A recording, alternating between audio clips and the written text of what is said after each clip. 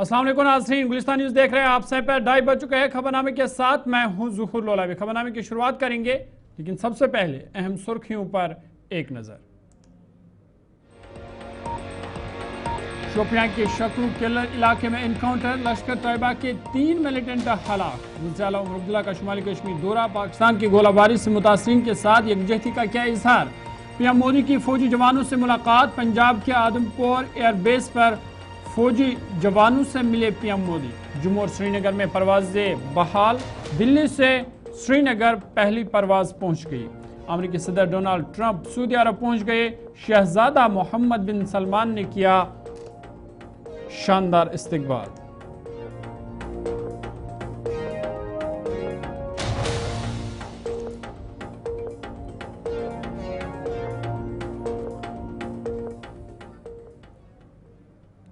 सुर्खियों के बाद खबरें तफसीलात के साथ। सबसे पहले बड़ी और अहम खबर के हवाले से बात करेंगे और आपको बता दें कि अमेरिकी सदर डोनाल्ड ट्रंप सऊदी अरब पहुंच गए हैं, जहां शहजादा बिन मोहम्मद सलमान ने उनका शानदार इस्तकबाल किया। आपको बता दें कि यह दौरा काफी अहम माना जा रहा है, क्योंकि अमेरिकी सदर का ये पहला दौरा है जहां पर वो आज सऊदी अरब पहुंच गए हैं और वहां के शहजादा मोहम्मद बिन सलमान ने उनका शानदार इस्तकबाल किया है। और आपको बता दें कि इस दौरे के दौरान उनके हमरा अमेरिकी वज़ीर खारजा, वज़ीर दिफा और फौज के आला हुकाम भी सदर ट्रंप के साथ मौजूद है।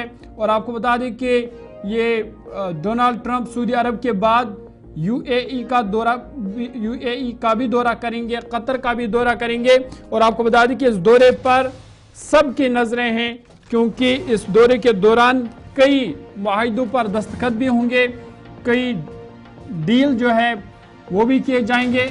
और ये तस्वीर भी आपके सामने, जहां पर आप देख सकते हैं कि सदर ट्रंप का आज शानदार इस्तकबाल किया गया। अमेरिकी सदर डोनाल्ड ट्रंप सऊदी अरब पहुंच गए हैं, जहां शहजादा मोहम्मद बिन सलमान ने उनका इस्तकबाल किया। सदर डोनाल्ड ट्रंप अमेरिकी एयरफोर्स के तैयारी में सऊदी अरब के दारुल हुकूमत रियाज के किंग खालिद एयरपोर्ट पहुंचे, जहां सऊदी वली ओहद शहजादा मोहम्मद बिन सलमान ने उनका इस्तकबाल किया। रिपोर्ट्स के मुताबिक सदर ट्रंप के हमरा अमेरिकी वज़ीर खारजा, वज़ीर दिफा और आला हुकाम भी सऊदी अरब पहुंचे हैं। आज और कल का दिन वो सऊदी अरब में गुजारेंगे। उसके बाद कतर का भी सदर ट्रंप दौरा करेंगे। मुत्तहिदा अरब अमारात का भी दौरा तय है, वहाँ भी ये दौरा करेंगे। और आपको याद होगा कि इस दौरे से पहले ट्रंप ने इस हवाले से कहा कि अगले 1-1.5 माह में 1 ट्रिलियन की बिजनेस डील के लिए सऊदी अरब का दौरा करेंगे। काफ़ी महत्वपूर्ण ये दौरा, क्योंकि इस दौरे के दौरान सदर ट्रंप 1 ट्रिलियन की बिजनेस डील जो है वो सऊदी अरब के साथ तय करेंगे। इस दौरे से पहले उन्होंने कहा था कि सऊदी अरब अमेरिकी कंपनियों में $1 ट्रिलियन यानी 1000 अरब डॉलर सरमाया करेंगे तो ही वो सऊदी अरब आएंगे। और इस दौरे पर सबकी नजरें हैं कि किन किन मुआहिदों पर दस्तखत होगा। और आपको बता दें कि सदर ट्रंप ने कहा था कि सऊदी अरब के साथ उनके अच्छे ताल्लुकात हैं। सऊदी अरब फौजी साजो सामान समेत दूसरी चीज़ों की खरीदारी के लिए अमेरिकी कंपनियों को बहुत ज़्यादा रकम अदा करने जा रहा है। और ऐसे में काफ़ी महत्वपूर्ण और काफ़ी अहम ये दौरा, जिस पर सबकी नज़र रहेंगे। और जब डोनाल्ड ट्रंप अमेरिका के दूसरे बार सदर मुंतखब हुए, तो दूसरे टर्म के दौरान उनका ये पहला सऊदी अरब दौरा है। और अभी कुछ देर पहले वो पहुंचे हैं सऊदी अरब। उसके बाद शहजादा मोहम्मद बिन सलमान से उन्होंने मुलाकात की है। और आपको बता दें कि वो यूएई का भी दौरा करेंगे, कतर का भी दौरा करेंगे। और सऊदी अरब दौरे के दौरान कई अहम मुआहिदों पर दस्तखत भी किए जाएंगे।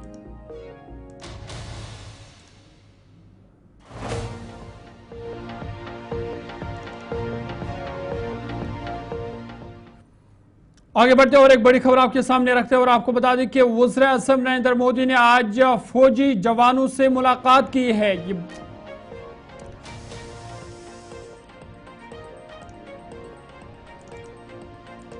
ये बड़ी खबर आपको बता रहे हैं कि वज़ीर आज़म नरेंद्र मोदी आज उन्होंने फौजी जवानों से मुलाकात की है। पंजाब के आदमपुर एयरबेस पर फौजी जवानों से वज़ीर आज़म नरेंद्र मोदी मिले और उन्होंने जवानों से कहा कि मुल्क हमेशा अफवाज का शुक्रगुजार रहा है। साथ ही साथ उन्होंने फौजियों की बहादुरी और उनकी हौसला अफजाई की, उसकी तारीफ की। और ये तस्वीरें आपके सामने हैं, आप देख सकते हैं कि वज़ीर-ए-आज़म नरेंद्र मोदी आज फौजी जवानों से मिलने के लिए पंजाब के आदमपुर एयरबेस पहुंचे और यहां उन्होंने फौजी जवानों से मुलाकात की है। आपको बता दें कि इस दौरान फिजाई के एहलकारों ने पीएम मोदी से बात की और मौजूदा सूरत हाल के बारे में उन्हें जानकारी भी दी। वज़ीर-ए-आज़म नरेंद्र मोदी ने इस वाले से सोशल मीडिया एक्स पर भी एक पोस्ट में लिखा कि आज सुबह वो FS आदमपुर गए और अपने बहादुर फिजाई एहलकार और सिपाहियों से वो मिले। उन्होंने कहा कि इन लोगों के साथ रहना एक बहुत खास तजुर्बा था जो हिम्मत, अज़म और बेखौफी की मिसाल देते हैं।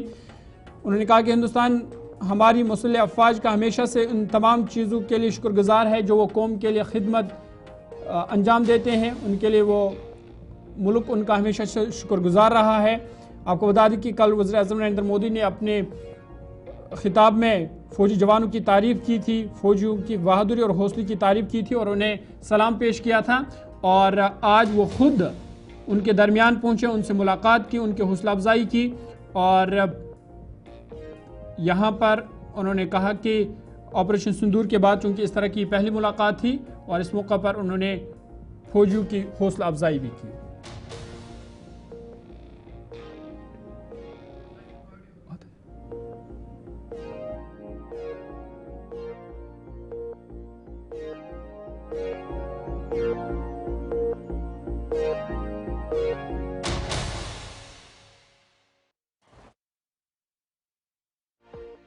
कश्मीर के हवाले से करते हैं और बात जनूबी कश्मीर के शोपियां की करते हैं, क्योंकि शोपियां में एक इनकाउंटर हुआ। शोपियां के शुक्र केलर इलाके में आज एक इनकाउंटर हुआ जिसके नतीजे में लश्कर तैयबा के 3 मिलिटेंटों को हलाक कर दिया गया है।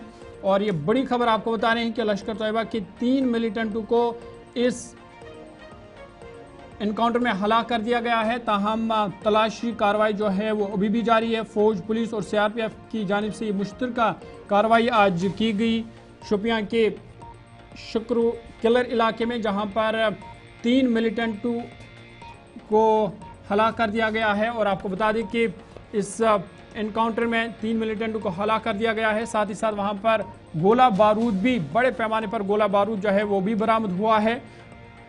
और ये बड़ी खबर शोपियां जिला के शुक्र केलर इलाके में, जहां आज सुबह मिलिटेंट्स और सिक्योरिटी फोर्स के दरमियान तसादुम में 3 मिलिटेंटों को हलाक कर दिया गया है। ये ऑपरेशन आज सुबह शुरू हुआ था जब सिक्योरिटी फोर्स को मज़कूरा इलाके में कुछ मिलिटेंट्स की मौजूदगी की मुस्तदी का इतला मिली थी, जिसके बाद जम्मू कश्मीर पुलिस, CRPF फौज ने मुश्तरका तौर पर तलाशी मुहिम शुरू की। और इस इनकाउंटर में बताया जा रहा है कि लश्कर तैयबा के 3 मिलिटेंट हलाक कर दिए गए हैं।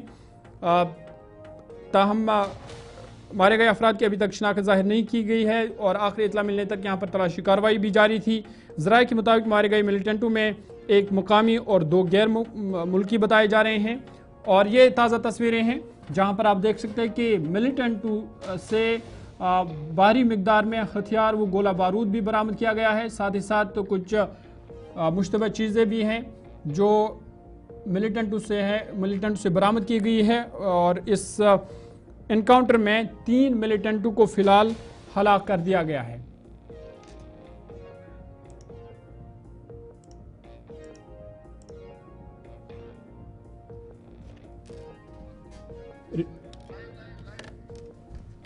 सीधा अपने नुमाइंदे के पास चलेंगे। इरशाद हमारे साथ है। इरशाद, अपडेट कीजिएगा। खबर यह है कि 3 मिलिटेंटों को इस इनकाउंटर में हलाक कर दिया गया है। क्या कुछ ताज़ा अपडेट है आपके पास?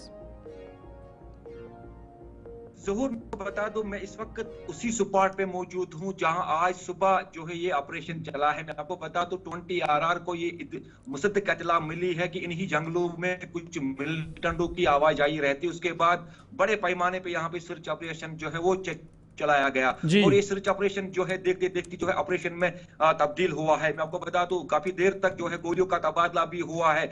और इस वक्त अगर मैं बात करूं, इस वक्त जो है ये बताया जा रहा है कि 3 मिलिटेंट जो मैं बता दूं 3 मिलिटेंट जो है जाँ बाक हुए हैं और इस इनकाउंटर में अभी भी लगातार जो है सर्च ऑपरेशन जारी है। बता दूं इसमें एक जो है शाहिद अहमद भुट्टी जो कि लोकल मिलिटेंट जो कि पिछले 2 सालों से इलाके में सरगर्म था, उसी को आज जो है फौज ने मार कहीं ना कहीं मैं आपको बता दूं कि बड़ी कामयाबी जो है आज शुपियान पुलिस को लगी है। मैं आपको बता दूं उसके साथ साथ एक और मिलिटेंट, लोकल मिलिटेंट जो है वो भी इसमें मारा गया, और तीन जो तीन मिलिटेंट कुल मारे गए, तीसरी की पहचान अभी जो है वो नहीं हुई है, और इलाके में भी इस वक्त जो है सर्च ऑपरेशन लगातार जारी है। जी तो जिस तरह से आप बता रहे हैं कि यानी 2 लोकल थे, एक हो सकता है वो गैर मुल्की हो, लेकिन अभी तक उसकी शिनाख्त जाहिर नहीं हुई है। बिल्कुल बिल्कुल, मैं आपको बता दूं ज़हूर, जिस तरीके से आज सुबह से ही जो है शोपियान टाउन में जो है पोस्टर जो है छपाए गए थे फौज की जानिब से, उन पे ये लिखा गया है कि जो ये मिलिटेंट तीन है इनको जो भी पहचानेगा, जो हमारी जो खबर मिलेगी, और उनको जो है 20 लाख रुपया इनाम दिया जाएगा। उसके फौरन बाद ही, आधे घंटे के बाद ही जो है ये एनकाउंटर यहाँ पे चला है। मैं आपको बता दूं, अगर आप मेरे पीछे देख सकते हो, ये जंगल आपको दिख रहा होगा, इन्हीं जंगलों में आज सुबह से ही लगातार ये एनकाउंटर जारी था, और ये जो आप दिख रहे हो बिल्कुल ये घना जंगल है, और यहाँ पे बिल्कुल अभी भी सर्च ऑपरेशन लगातार जारी है, और कहीं ना कहीं फौज और पुलिस के लिए ये बड़ी कामयाबी आज जो है हाथ लगी है। उसके ऊपर भी इनाम भी रखा गया था कि जो शायद कुत्ते पिछले 2 साल उससे इस इलाके में सरगर्म था, आज कहीं ना कहीं जो है फोर्सेस ने उसको जो है मार गिराया। तो क्या यहाँ पर सिर्फ यही 3 मिलिटेंट थे, और जिस तरह से आप बता रहे कि ऑपरेशन जारी है, क्या हो सकता है कि यहाँ पर और मिलिटेंट मौजूद हो? और ऑफिशियली क्या अभी तक कोई बयान सामने आया है कि ये जो 3 मिलिटेंट थे इनका किससे इनका ताल्लुक था, किस तंजीम से वाबस्ता थे, कब से ये एक्टिव थे, उस वाले से ऑफिशियली अभी तक कोई कंफर्मेशन? देखिए जोर, मैंने पहले ही बता दिया कि 2 साल से शायद हम मिलिटेंट सफों में शामिल हुआ था, और ये जो एक लोकल मिलिटेंट जो जिसका नाम इरफान है, बिल्कुल ये भी जो है 1 साल से इस इलाके में सरगर्म था, और जो तीसरा मिलिटेंट मारा गया, इसकी अभी तक जो है पहचान नहीं हुई है। और मैं आपको बता दूं, हालांकि जिस तरीके से जो है यहाँ पे नाके लगाए गए थे कि कुछ दिनों से यहाँ पे नाके लगाए गए थे, हर आने जाने में उनका शिनाख्ती कार्ड चेक किया जाए, इसी इलाके की मैं बात करूं शुक्रू, जहाँ पे इस वक्त मौजूद हूँ। और आज मैं कहीं ना कहीं जो है 6 बजे जो पार्टी, जो आर्मी की जो पार्टी ऊपर की तरफ गई, और मिलिटेंट ने वहां से अपना जो है फायर खोला है, उसकी सबूत दिया कि जनाब हम यहाँ पे मौजूद है। उसके बाद ये सर्च ऑपरेशन बिल्कुल जो है एनकाउंटर में तब्दील हुआ है। कुल मिला के बात यह है कि 3 मिलिटेंट जो है अभी तक जाँ बाक हुए, और अभी भी लगातार जो है सर्च ऑपरेशन जारी है। बहुत शुक्रिया तफसीलात फराहम करने के लिए। शायर शाह शुपियां से तफसीलात फराहम कर रहे थे और बता रहे थे कि फिलहाल इस एनकाउंटर में 3 मिलिटेंट को हलाक कर दिया गया है। अभी इसराइल के मुताबिक 2 मकामी हैं, जिसमें एक का नाम शाहिद अहमद कूते बताया जा रहा है, और बताया जा रहा है कि ये मकामी हैं जिसकी इस इनकाउंटर में हलाक हुआ है। और ख़बर ये भी है जो ज़राए बता रहे हैं कि बाइसन हमले में ये मुलव्वस था, और फ़िलहाल इस इनकाउंटर में ये हलाक हुआ है, और इनके साथ साथ 2 और मिलिटेंट है जिनको हलाक कर दिया गया हो। और ये तस्वीरें हैं कि इन मिलिटेंटों से बाहरी मिकदार में हथियार और गोला बारूद भी बरामद हुआ है।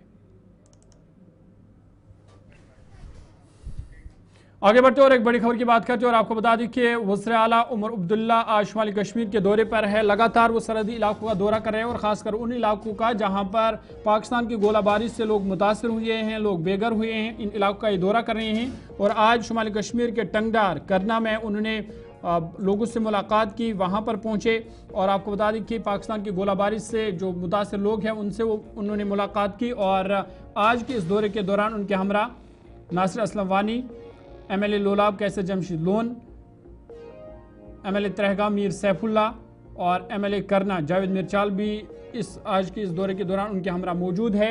और वज़ीर आला उमर अब्दुल्ला ने आपको बता दी कि SDH टंगडार करना का भी उन्होंने दौरा किया, साथ ही साथ नजीनाड़, खुदपोरा, बपोरा, त्रिबूनी, गबरा, दिलदारा, बागलबेला का उन्होंने दौरा किया है। और आपको बता दें कि जहां मेम्बरान असम्बली में उनके साथ है, वहीं ज़िला इंतज़ामिया भी उनके साथ है, DC कफ़ारा भी उनके साथ है, और जो दीगर मेम्बरान असम्बली है वो भी उनके साथ है।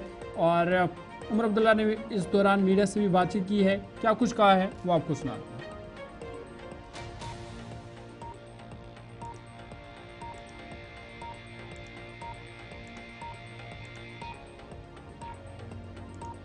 आप लोगों ने खुद देखा यहाँ पे सबसे पहली तो अल्लाह का शुक्र है कि जानी नुकसान नहीं हुआ है। माली नुकसान ज़रूर हुआ है, मकानों में, दुकानों में, एक हमारे मदरसे में। अब डीसी साहिबा हमारे साथ हैं। डैमेज असेसमेंट जो है आज या कल में वो मुकम्मल कर लेंगे और उसके बाद जो भी हमें इनको मुआवजा देना होगा, कॉम्पनसेशन देना होगा, वो हम करें। कम्युनिटी बंकर बने थे लेकिन बहुत अरसे से उनकी ज़रूरत नहीं पड़ी। नए बंकर काफ़ी सालों से बने नहीं हैं। यहाँ जहाँ मैं गया लोकल लोगों की तरफ से एक बात ज़रूर आई कि हमें इंडिविजुअल बंकर्स जो हैं वो बनाने चाहिए। इसके लिए गवर्नमेंट एक पॉलिसी इख्तियार करके जो भी हमें करना होगा इन इलाकों में, खासकर जो सरहद और LOC के करीब लोग रहते हैं उनके लिए बंकर्स वगैरह का, उसके लिए हम एक स्कीम कायम करके फिर मरकज़ी हुकूमत से भी बात करेंगे। अब हम सब चाहते हैं कि सीज़फायर बरकरार रहे। सिर्फ कुछ TV चैनलों के जो एंकर हैं जो यहाँ से बहुत दूर बैठते हैं, नोएडा, बम्बई में, उन्हीं लोगों को सीज़फायर पसंद नहीं है। सरहद के करीब जो लोग रहते हैं, LOC के करीब जो लोग रहते हैं, जम्मू और श्रीनगर में जिन लोगों ने इस बार हालात जो हैं देखे, वो तो चाहते ही हैं कि सीज़फायर हो। सर, डीसी साहिबा ने यहाँ पे जो नुकसान हुआ है उसकी असेसमेंट कराई है। असेसमेंट कराने के बाद वो हमें सबमिट हो जाएगा। उसके बाद हम इनको जो है मुआवजा पहुँचाएँगे। फ़िलहाल ये भी दुरुस्त है कि SDRF के तहत दुकानों को मुआवजा नहीं मिलता। उसके लिए हमें खसूसी एक पैकेज तैयार करना होगा, वो हम तैयार करेंगे। ये सिर्फ करना की बात नहीं है, करना है। उड़ी है, रजौरी है, पुंछ है, बहुत से इलाके हैं जहाँ पे हमें लोगों को जो है मुआवजा पहुँचाना होगा, वो हम कर देंगे। ये सवाल। चलिए आगे बढ़ते और एक बड़ी खबर की बात करते हैं और आपको बता दें कि जहां एक तरफ से वज़ीर आला उमर अब्दुल्ला इन इलाकों का दौरा कर रहे हैं, वहीं कांग्रेस पार्टी भी मुतहरिक है। और कांग्रेस पार्टी के जो जम्मू कश्मीर के सदर है तारिक हमीद कर्रा, पूंछ मंडी का आज उन्होंने दौरा किया, जहां पर उन्होंने शहीद कारी मोहम्मद इकबाल के अहलखाना से मुलाकात की है। साथ ही साथ सरहदी इलाकों में कशीदगी से हुए नुकसानात का भी उन्होंने जायज़ा लिया और कशीदगी के दौरान फौत शुदगान को शहादत का दर्जा मिले, इसकी उन्होंने वकालत की है और कहा है कि जो कशीदगी के दौरान जिन लोगों की मौत वाक़ा हो चुकी, उन्हें शहादत का दर्जा मिलना चाहिए। आपको बता दें कि जम्मू कश्मीर प्रदेश कांग्रेस कमेटी के सदर तारिक हमीद कर्रा ने पार्टी के दीगर सीनियर लीडरान के हमरा मंडी तहसील के इलाकाई बाइला का दौरा किया, जहां वो हालिया पाकिस्तानी गोलाबारी में शहीद होने वाले कारी मोहम्मद इकबाल के अहलखाना से ताज़ियत के लिए पहुंचे। इस मौके पर उन्होंने पाकिस्तान की जानिब से की गई बिला इश्ताल गोलाबारी के सान्हे पर गहरे रंजो गम का उन्होंने इजहार करते हुए शदीद अल्फाज की मजम्मत की। उन्होंने शहीद कारी मोहम्मद इकबाल के अहलखाना को इंसाफ की फराहमी की यकीन दहानी कराई। साथ ही साथ उन्होंने मुतालबा किया है कि कशीदगी के दौरान जो लोग फौत हुए उन्हें शहादत का दर्जा मिलना चाहिए।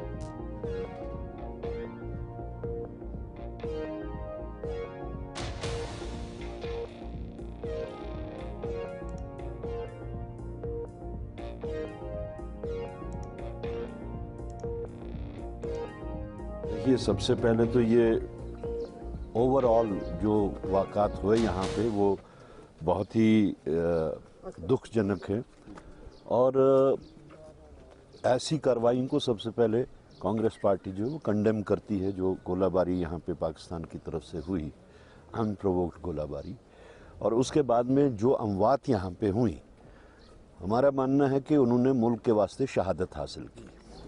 और हमारी सरकार से, मरकज़ी सरकार से भी, रियासती सरकार से भी ये पुरजोर अपील होगी, पुरजोर गुजारिश होगी कि ऐसे लोगों को शहीद का दर्जा अता किया जाए। रहा सवाल कारी साहब की मौत का, एक तो बहुत ही ज़्यादा दुखजनक ये मौत है क्योंकि एक मजहबी स्कॉलर थे, बच्चों को पढ़ाते थे, दीनियात में बहुत ही माहिर थे और इनका ख़ानदान जो है वो आज का नहीं, सदियों से यहाँ पे अपनी दीनी फ़राइज़ जो है वो अंजाम देते थे और एक सच्चे हिंदुस्तानी थे। उसके बाद में उनके साथ जो बाद में उनकी वफ़ात के बाद में जो तहमतें लगीं, वो सबसे बड़ी दुखजनक बात है। और ऐसा करना जो है वो न कि सिर्फ एक शख्स के ख़िलाफ़ उन्होंने ये जो इल्ज़ाम तराशी की, बल्कि मैं ये कहूँगा कि उन्होंने पूरी कौम के ख़िलाफ़ ये इल्ज़ाम तराशी की। अगर कारी साहब को उन्होंने एक टेररिस्ट के तरीके से पेश किया तो उन्होंने पूरी कौम को फिर टेररिस्ट के तरीके से पेश किया, क्योंकि इस कौम ने, ये जिन लोगों ने टेररिस्ट उनको कहा, वो तो दिल्ली, बॉम्बे, नोएडा ऐसी जगहों में एयर कंडीशन केबिन्स में बैठ के ऐसे वो फतवे देते हैं। लेकिन हम उनसे ज़्यादा हिंदुस्तानी उन लोगों को समझते हैं जो यहाँ पे बॉर्डर्स पे रह के इतने सालों से अपने जो बिल्कुल मद्दे मुकाबिल दुश्मन खड़े हैं उनके साथ में मुकाबला करते हैं। देखिए, आज हमारे कांग्रेस की पूरी टीम, हमारे सदर तारक अम्बेडकर साहब और उनके साथ पूरी कांग्रेस की क़यादत यहाँ पहुँची है। और ये जो पिछले 4-5 दिन में हमारे जो यहाँ 13 लोगों ने शहादत दी है, उसको हम खराज अकीदत पेश करने के लिए, आज उनकी फातिहा खाने के लिए हम यहाँ पहुँचे हैं। लोगों का दुख दर्द बांट रहे हैं। चलिए आगे बढ़ते और एक बड़ी खबर की बात करते हैं। और आपको बता दें कि श्रीनगर एयरपोर्ट पर फ्लाइट ऑपरेशंस फिर से बहाल हुए हैं। दिल्ली से आने वाली एयर इंडिया की परवाज ने श्रीनगर हवाई अड्डे पर लैंडिंग की है। और आपको बता दें कि करीबन 6 रोज बाद श्रीनगर एयरपोर्ट पर जो परवाजें हैं वो बहाल हुई है। और ताहम जो हज परवाजें हैं वो कल से बहाल होंगी। और ये ताज़ा तस्वीरें हैं जहां पर आप देख सकते हैं कि श्रीनगर एयरपोर्ट पर फ्लाइट ऑपरेशंस आज मुकम्मल तौर पर बहाल हुए हैं, जहां दिल्ली से आने वाली एयर इंडिया की परवाज ने लैंडिंग की है। आपको बता दें कि मौजूदा सूरत के बायस कुछ दिनों से मुअत्तल रहने के बाद आज बाकायदा तौर पर फ्लाइट ऑपरेशंस बहाल कर दिए गए हैं। आज सुबह दिल्ली से आने वाली एयर इंडिया परवाज ने एयरपोर्ट पर लैंड किया, जिससे ऑपरेशन का बाकायदा आगाज हो गया है। ताहम हज परवाज़ों के हवाले से अपडेट है कि कल से बाज़ाब्ता तौर पर हज परवाज़ें भी बहाल होंगी और 2 फ्लाइट्स कल हज के लिए रवाना होंगी। और आपको बता दें कि जम्मू एयरपोर्ट पर भी जो फ्लाइट ऑपरेशंस है वो बहाल हुए।